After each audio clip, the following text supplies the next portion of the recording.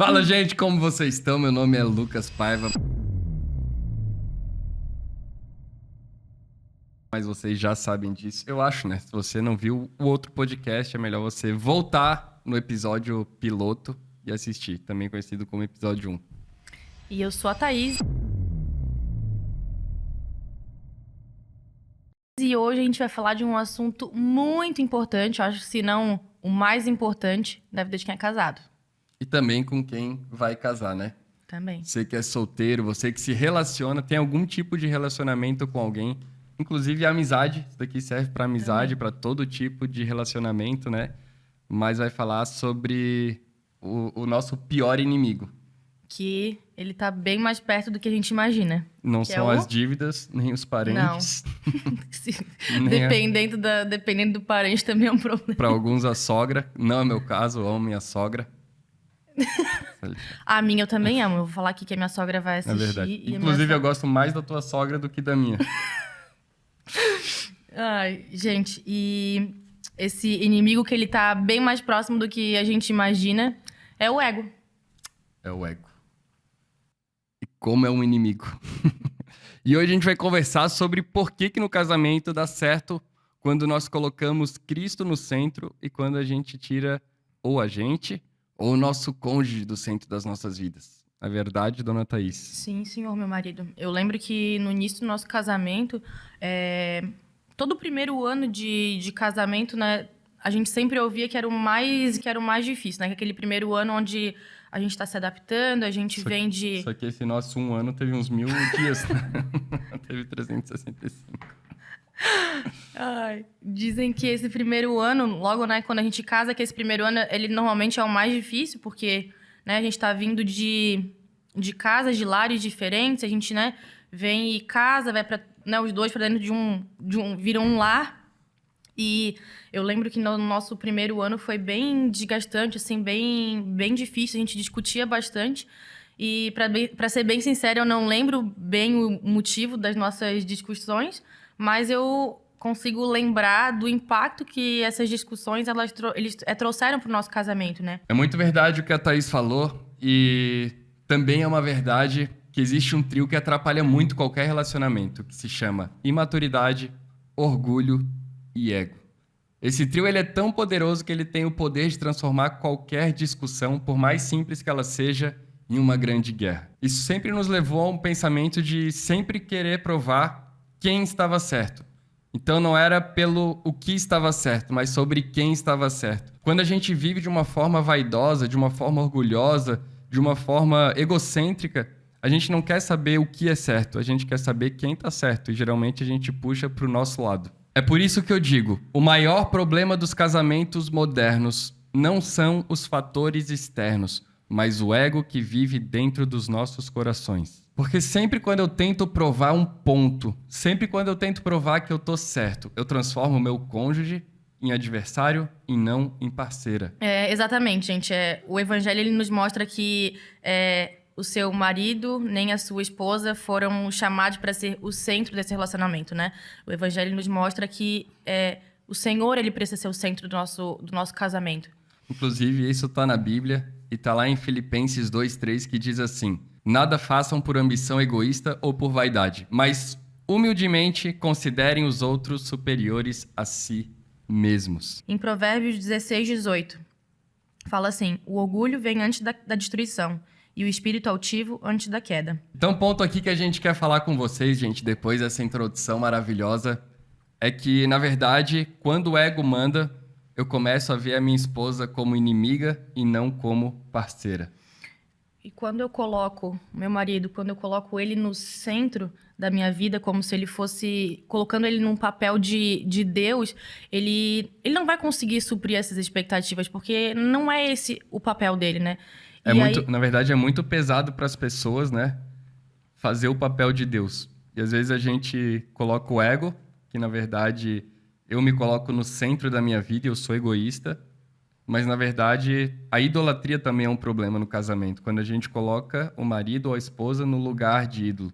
E fica muito pesado porque a gente coloca a responsabilidade de Deus também para essa pessoa, na verdade. E aí essas expectativas vão gerando frustrações, porque ele não vai conseguir atingir essas minhas expectativas, e essas frustrações vão gerando mágoa. Por exemplo, se eu espero que meu marido me faça feliz o tempo todo, qualquer deslize dele vai ser um motivo para mágoa. É verdade. E aí que o casamento quebra, né? Porque daí, olha só, quando eu quero ganhar uma discussão, o nosso casamento perde. Mas quando Cristo é o centro da nossa vida, a gente tem uma mentalidade diferente. Gente, o Evangelho, ele proporciona uma mentalidade diferente, eu diria até disruptiva.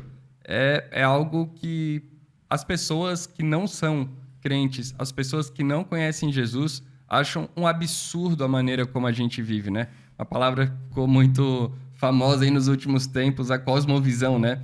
Então, a cosmovisão do cristão, ela é muito diferente da cosmovisão de quem não conhece a Cristo. E quando a gente vê as coisas na perspectiva de Cristo no centro, não sou mais eu quem vivo. Cristo vive em mim, como Paulo diz. Então, não é mais como eu venço essa batalha de quem está certo, mas como eu posso servir de forma humilde a minha esposa. Tiago 4:1 diz assim: de onde vêm as guerras e as contendas que há entre vocês? Não vem das paixões que guerreiam dentro de vocês? Em Romanos 7,18, Paulo reconhece: sei que em mim, isto é, na minha carne, não habita bem nenhum. Ou seja, o problema não está fora, está dentro. E quando Cristo ele é o centro, a lógica ela muda completamente, né? Porque eu não preciso mais vencer uma discussão porque eu escolho amar, né? No lugar de discutir, no lugar de mostrar para o outro de que eu tô certa naquela discussão. Porque se a gente só depender de amor humano, gente, a gente já estaria todo quebrado. Essa que é a verdade. Um casamento sem evangelho, ele vira um contrato de consumo, na verdade. Não é? Enquanto me satisfaz, tá tudo bem. Enquanto tá bom para mim, eu fico bem. Mas quando dói, quando passa pelas dificuldades, eu troco. E é assim que a maioria vive, na verdade, né? Em Cristo, o casamento, na verdade, é uma aliança de transformação. E isso é muito forte, porque a cultura diz que o casamento é para que a gente seja feliz, enquanto o evangelho nos diz que o casamento é para que a gente se torne santo. Em Efésios 5, 25, 26 mostra isso. Maridos, amem suas mulheres, assim como Cristo amou a igreja e entregou-se por ela para santificá-la. E Colossenses 1,17 também diz: ele é antes de todas as coisas, e nele tudo subsiste. É Cristo quem sustenta o nosso casamento. E colocar Cristo no centro não é uma simples teoria bonita, mas é a prática, é no dia a dia. É a gente escolher todos os dias morrer um pouquinho mais pro nosso ego. E como eu já disse, é por isso que a Bíblia diz em Gálatas 2:20, né, Thaís? Que já não sou mais eu quem vivo, mas Cristo vive em mim. E esse é o segredo da vida feliz. Quando eu deixo Cristo viver em mim, o casamento deixa de ser uma disputa de quem tem razão e passa a ser um espaço de graça em nossas vidas. Em Romanos 12:10 fala assim: amai-vos cordialmente uns aos outros, com amor fraternal, preferindo-vos em honra uns aos outros. Isso é prática, gente. É abrir mão de estar certo para preservar a unidade, para preservar o que realmente importa, o casamento, o relacionamento. E uma coisa que também mudou a nossa vida, que eu vou deixar de dica aqui para você é: se o seu casamento está pesado, chega hoje em casa, senta na cama vocês dois, olha nos olhos, que é muito importante, e diga: o que eu posso fazer amanhã para você se sentir mais amado? Porque às vezes a gente espera uma mudança muito grande das pessoas, às vezes a gente espera algo muito grandioso que vai mudar a nossa vida, mas a verdadeira mudança, ela está em gestos simples. São pequenos gestos ali no dia a dia que reforçam isso, né? Por exemplo, teve um dia que eu acordei mais tarde e normalmente eu acordo antes, né? E eu venho pra sala, faço meu café, né? Estudo, faço meu devocional. E aí o Lucas saiu mais cedo e aí quando eu acordei ele tinha preparado meu café, tinha deixado no espaço aqui onde eu faço meu devocional e... Depósito efetuado com sucesso. E assim, é um pequeno detalhe, assim, que às vezes no dia a dia passa desapercebido, né? Essas pequenas coisas que às vezes ele não tem o costume de fazer, ou que eu não tenho o costume de fazer, tem uma relevância ainda muito maior, né? Quando a gente faz aquilo que que o outro não tá esperando, né? A gente tem uma reação diferente. Eu lembro que naquele dia, foi um gesto pequeno, assim, né? Mas o meu dia, ele já mudou completamente. Eu sentei pra fazer aquilo que eu já fazia todos os dias, mas aquele simples gesto de fazer um café, de eu sentar e me gerou algo diferente em mim, sabe? Durante o dia ali, quando a gente se encontrou, já foi diferente. O nosso dia foi diferente, assim, né? Pequenas ações, gente. Pequenas ações. Uma vida boa é feita de pequenos gestos. Simples, mas poderoso. É poderoso, gente, porque tão perigoso quanto colocar o outro no centro do relacionamento é se colocar no centro também, né? Porque só Cristo pode ser o centro do nosso relacionamento. Porque quando o Senhor, ele tá no centro, não espera uma perfeição do outro, né? Por exemplo, quando o Lucas erra comigo, eu consigo perdoar ele mais rápido porque eu sei que o Senhor já me perdoou primeiro. Meu Deus, hein? Prega profeta. Aleluia. Eu lembro que no começo do casamento, por causa da imaturidade, por causa dessa vida errada, né, que a gente vivia, não da perspectiva do evangelho, como as brigas bobas, elas tinham um efeito de deixar a gente sem se falar o dia inteiro dentro de casa. Uma briga, às vezes, pela minha desorganização, ou porque eu sou desorganizado mesmo, né, gente? Eu já chego em casa, já me pelo da porta até essa mesa aqui, minha camisa, minha calça, o meu tênis já fica aqui. Fica tudo jogado em cima da mesa, mas eu tenho o meu momento. Ela não precisa ficar me lembrando de 6 em 6 meses que eu preciso tirar a camiseta. Mas eu acho que isso é até um assunto para um próximo podcast que... Desorganização. Não, desorganização é um dom. Eu sou muito bom nisso. O Lucas tem o dom da desorganização. Isso daí não dá pra negar. Inclusive, cara, ele poderia vender um curso de... Eu sou tão bom de desorganização que quando eu arrumo, eu ainda acho desorganizado. Eu arrumo a cama e eu falo assim, ó, não tá bom. Mas eu fiz o meu melhor. Mas e se ele arruma e não fica do jeito que eu acho que tem que ser, eu também não mexo, tá bom, mulher? Ó, já aprende aqui. Porque no começo era assim, eu arrumava a cama, eu tentava fazer as coisas e ela ia lá e arrumava de novo. Se eu lavava a louça, ela lavava de novo. Então, assim, quer saber? Fecha o olho, finge que tá bom. Fecha o olho, finge que... Se identificou, Samuca. Finge que a louça tá bem lavada. É igual quando... Eu lembro quando a gente teve o Pedro Lucas e aí tinham mães que falavam assim... Meu marido não troca uma fralda, ele não sabe trocar, ele vai lá e troca. Calma, eu vou falar, calma. E não, eu não deixo meu marido trocar porque ele troca a fralda, fica tudo errado e vaza. Gente, sério, quando o Pedro Lucas nasceu, nos primeiros dias eu dava mamar pra ele, mas eu tinha isso na minha cabeça. Eu não vou corrigir o que ele tá fazendo. Ele pode estar fazendo tudo errado, mas eu não vou corrigir. E aí eu ia, dava mamar e ele levava o Pedro Lucas pro quarto dele pra trocar ele. E aí depois ia me devolver pra ele dormir, né? Gente, sério, acho que durante uma semana, essa criança, ele mamava, ele ia pro quarto com o Pedro Lucas e toda a vida ele voltava com uma roupa diferente, porque toda a vida, na hora que ele ia trocar a fralda, o Pedro Lucas fazia xixi nele. Tipo assim, ó... Tava testando o outfit dele. Mas assim, pode me desmentir, mas acho que eu nunca falei, tipo assim, faz assim, agora. Coloca uma fraldinha em cima. Nunca fiz. E assim, porque daí lá na frente, né, as mães reclamam. Nossa, meu marido não participa, meu marido não troca uma fralda. Chata mas não tem pra como. Caramba. Quando o marido vai fazer, a mulher já tá lá criticando e falando que não é assim que faz, o que o cara faz? Te criticam.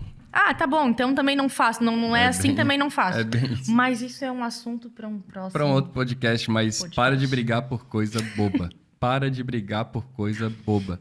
Escolha as suas guerras. Se vai brigar, briga com argumento, briga com fundamento. Aí briga de verdade. Só que também briga para resolver. Entendeu? Para que haja uma mudança. Mas agora, gente, coisa pequena, releva...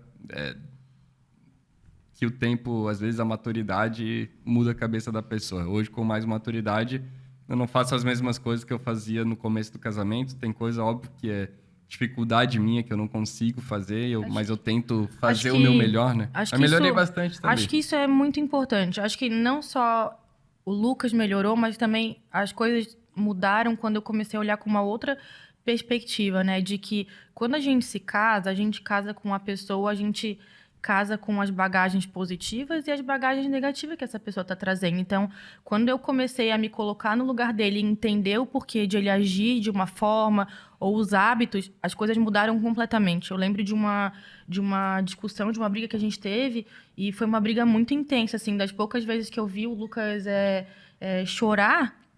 E ele falou pra mim assim, tu não entende isso, tu não entende o que eu passei, tu não entende o que eu vi. E aquilo ali me marcou de uma forma muito, muito grande, assim, porque eu realmente não entendia, Empatia, né? Começou a ter empatia, né? Da mesma forma como esses dias a gente estava conversando sobre algo que estava me deixando angustiada, e ele pegou e falou assim, calma, não precisa ficar ansiosa nem angustiada por isso, porque... Por causa do passado. Por causa do passado. Essas coisas não vão se repetir novamente, né? Bom de ser pastor é que a gente, como a gente atende muita gente, e também eu estudei psicologia, não me formei porque... Nós estudamos juntos, gente. Ó, isso é uma curiosidade. Cursamos psicologia junto, na mesma sala. Não terminei por preguiça. Não, mentira, gente. Não foi por preguiça. Empresa, assumi a igreja, coisa e tal. Mas não consegui concluir o curso. Fui até, sei lá, 7ª, 8ª fase ali.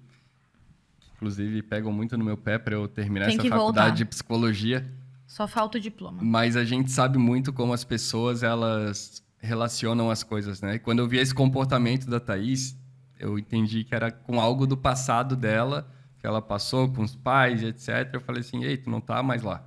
Tu tá aqui agora, tu tá comigo, eu tô cuidando de ti.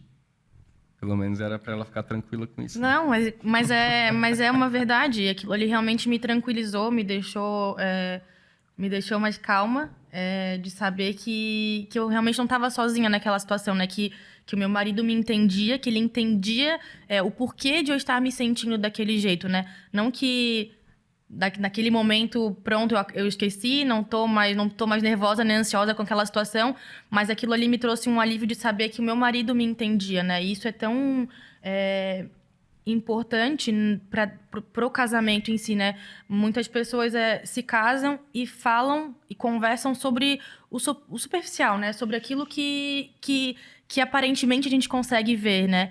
E a gente não entra em conversas profundas, assim, né? Daquilo que o outro passou, porque dói, porque... Enfim, e são conversas que a gente precisa trazer, porque a gente precisa realmente se conhecer no íntimo, né? Conhecer lá no fundo. Então, a pergunta que a gente quer deixar aqui hoje para vocês é... Quem tá no centro do seu casamento hoje? É você? É o seu cônjuge? Se for você, vai dar errado. Vai dar muito errado. E se for o outro, vai dar mais errado vai dar errado. Mas se for Cristo... Vai dar certo, gente. Aí vai dar tudo certo. Não é verdade?